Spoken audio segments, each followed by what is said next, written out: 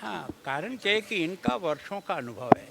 इन्होंने कई क्षेत्रों में अपने अपने योग्यता के आधार पर काम किया है। मैं भी चूँकि यहाँ का प्रशासक हूँ, इसलिए ऐसे अच्छे लोगों का अगर मुझे भी राय मिले, तो मैं अपने डिपार्टमेंट को और अच्छे ढंग से कर सकता हूँ। अब मैंने इन्हें कहा है कि शिक्षा का कोई ग्रुप बना के दे दो, हेल्थ के बारे में कोई है तो उसे, स्पोर्ट्स के बारे में है, या जितने जितने इंजीनियरिंग के बारे में लोग हैं, वर्षों से अनुभव है, तो ऐसे कुछ मैंने इनसे कहा है।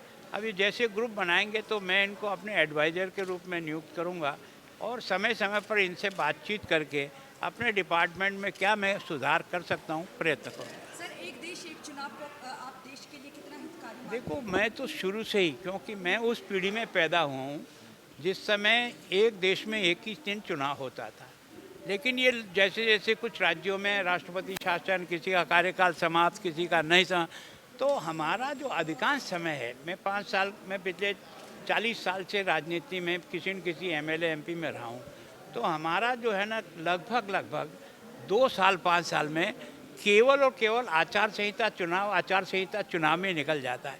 तो मैं सोचता हूँ हमारा मैन पावर का भी उपयोग नहीं होता है, और बार बार जो पैसा खर्च होता है और आचार संहिता लगने के कारण से विकास जो अवरुद्ध होता है, मैं सोचता हूँ उस दिन सारे चुनाव अगर हो जाए तो निश्चित रूप से पैसा भी बचेगा और काम की गति बढ़ेगी।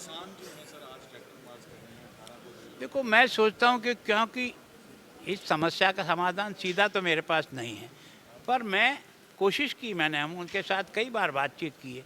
मैंने कहा केवल सड़क पर आकर के किसी के सामने बातचीत का दौर रखोगे, वो उचित नहीं होता है। शांति से व्यवस्था करो, एक बार में नहीं 3 बार में बातचीत होगी, किसी न किसी निर्णय पर पहुंचेगा।